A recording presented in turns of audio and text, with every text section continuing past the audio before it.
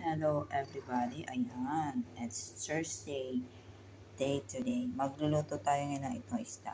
Nagigisa lang natin sa bawang sibuyas at luya na may paminta at syempre magic sarap, no need salt. May konti po akong malunggay.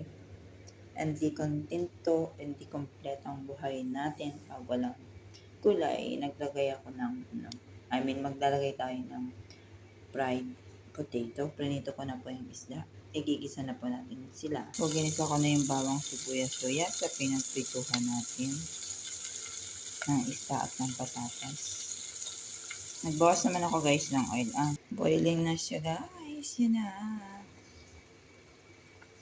Malunggay added. Yan. Pakulin natin ng counting minuto. Done. Tinulang isda. Ready na guys. Thank you. Have a nice day.